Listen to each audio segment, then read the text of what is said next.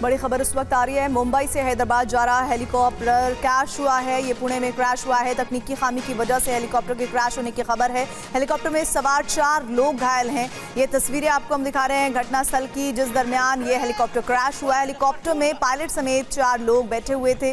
बारिश की वजह से मौसम भी खराब था और उस दरमियान ये हादसा हुआ है। 2 तस्वीरें जब क्रैश हुआ है ये हेलीकॉप्टर, उसकी, और उसके बाद ये जमीन पर किस तरह से धराशायी हुआ हेलीकॉप्टर।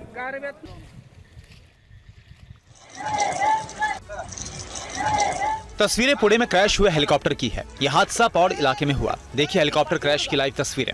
मौसम खराब है, हल्की बारिश हो रही है और हवा भी तेज है, यानी खराब मौसम में आसमान में निजी चौपर उड़ान भर रहा है। सब कुछ सामान्य दिख रहा है। इसी वक्त अचानक से हेलीकॉप्टर में कुछ खराबी आई और हेलीकॉप्टर चंद सेकंड में हादसे का शिकार हो गया। इस हेलीकॉप्टर पर 4 लोग सवार थे। इनमें से एक की हालत गंभीर है, जबकि 3 लोगों को मामूली चोटें आई हैं। घायल लोगों की पहचान कैप्टन आनंद जख्मी, दीर भाटिया, अमरदीप सिंह और एसपी राम के तौर पर हुई है। यह हेलीकॉप्टर एक प्राइवेट एविएशन कंपनी का था। चॉपर मुंबई से हैदराबाद जा रहा था और पुणे के पौड़ इलाके में क्रैश होकर जमीन पर आ गिरा। चॉपर हादसा पौड़ के रिहायशी इलाके से दूर फॉरेस्ट एरिया में हुआ। अब हादसे के बाद की तस्वीरें भी देख लीजिए। चॉपर का मलबा बिखरा पड़ा है। चॉपर के परखच्चे उड़ गए हैं। इस हेलीकॉप्टर के कई हिस्से हो चुके हैं और एक-एक पार्ट अलग अलग पड़ा है। हादसे के बाद सूचना मिलने पर पुलिस भी मौके पर पहुंच गई। इसके बाद राहत और बचाव अभियान चलाया गया। और इधर पंजाब के अमृतसर से एक हैरान करने वाली तस्वीर आई है। यहां घर में घुसकर एक एनआरआई को गोली मार दी गई है।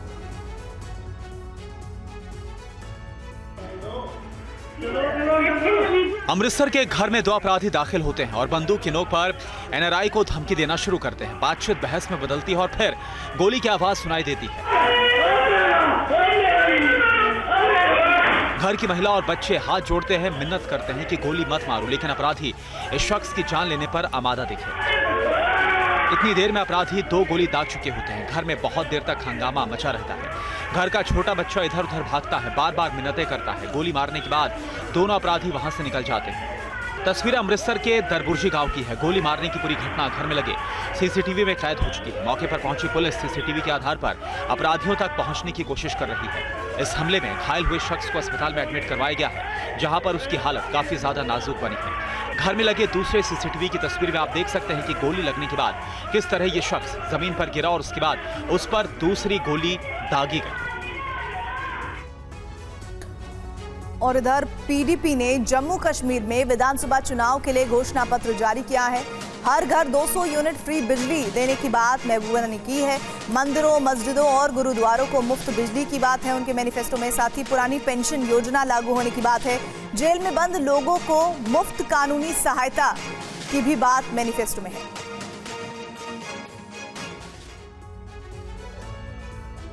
पीडीपी अध्यक्ष महबूबा मुफ्ती ने श्रीनगर में अपनी पार्टी का घोषणा पत्र जारी किया। उन्होंने ऐलान किया कि अगर उनकी सरकार बनी तो हर घर को 200 यूनिट बिजली फ्री दी जाएगी। मंदिरों, मस्जिदों और गुरुद्वारों को मुफ्त बिजली दी जाएगी। इसके साथ ही पुरानी पेंशन योजना लागू होगी। भर्ती प्रक्रिया को तेज किया जाएगा। संविदा शिक्षकों का मानदेय बढ़ाया जाएगा और जेल में बंद लोगों को मुफ्त कानूनी सहायता दी जाएगी। किसको कितनी सीटें मिलती, मैं समझती हूँ मसले कश्मीर बहुत पेचीदा मसला है। हमारे हजारों नौजवानों की शहादतें, जिसमें हमारे मुल्क के जवान भी शामिल हैं, जो वर्दी पहन के यहाँ आके शहीद हो गए, और हमारे अपने जम्मू कश्मीर के लोग हैं। जिंदा मिसाल है। हो सकता है वो शहीद है, मगर वो जो हमारे कब्रिस्तान है वो जिंदा मिसाल है कि मसले कश्मीर जो का तो। जम्मू कश्मीर की 90 विधानसभा सीटों पर 3 फेज में 18, 25 सितंबर और 1 अक्टूबर को वोटिंग होनी है, जबकि नतीजे 4 अक्टूबर को आएंगे। पीडीपी के मैनिफेस्टो पर बीजेपी ने हमला किया है। पीडीपी का मैनिफेस्टो खून खराबा करने वाला है, ये कहा गया है बीजेपी की तरफ से। कांग्रेस, एनसी और पीडीपी को गोला बारूद की आवाज सुनने की आदत है। रविंद्र रैना ने कहा कि विरोधियों को हमारा एजेंडा रास नहीं आता, घाटी के अच्छे हालात रास नहीं आते। जिस पाकिस्तान ने जम्मू कश्मीर को लहूलुहान किया, जिस पाकिस्तान ने जम्मू कश्मीर में बम, बंदूक, पिस्तौल, गोलियां और ग्रेनेड भेजकर जम्मू कश्मीर के बेगुनाह लोगों का कत्ल किया, जिस पाकिस्तान ने जम्मू कश्मीर के मासूम बच्चों के हाथों में बंदूकें थमाई, उस पाकिस्तान से मोहब्बत ये पीडीपी, कांग्रेस और नेशनल कॉन्फ्रेंस जो कर रही हैं, ये जग जाहिर हैं। ये राजनीतिक दल कभी जम्मू कश्मीर की जनता की भलाई नहीं कर सकते। ये जम्मू कश्मीर को बर्बाद करने की साजिश करते हैं। जम्मू कश्मीर की जनता कभी इन राजनीतिक दलों पीडीपी, कांग्रेस और नेशनल कॉन्फ्रेंस का कभी समर्थन नहीं करेगी। जैसे लोकसभा के चुनावों में ये राजनीतिक दल धराशायी हुए, उसी प्रकार असेंबली में भी ये धराशायी होंगे। कांग्रेस नेशनल कॉन्फ्रेंस गठबंधन पर बीजेपी का हमला, अनुच्छेद 370 पर अपना रुख बताए कांग्रेस। जी किशन रेड्डी ने राहुल से पूछा सवाल, आतंकवादियों को रिहा करेगी कांग्रेस पार्टी और नेशनल कॉन्फ्रेंस? कश्मीर के लोगों के अधिकार छीनना चाहती हैं दोनों पार्टियां। जितने भी सरकार आने के बाद जितने भी प्रिजनर्स है, कैदी है, उनको रिलीज करने का घोषणा किया है। इसमें 99% टेररिज्म के संबंधित कैदी जेल के अंदर है।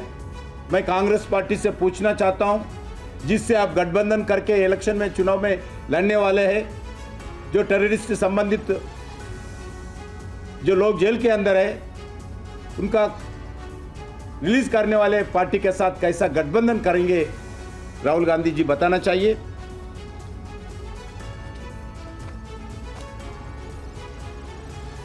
जो आज फिर ये दोनों मिलकर आर्टिकल 370 फिर लागू कर अशांति, अलगाववाद और आतंकवाद को फिर वापस लाना चाहते क्या, ये देश की जनता को बताना चाहिए।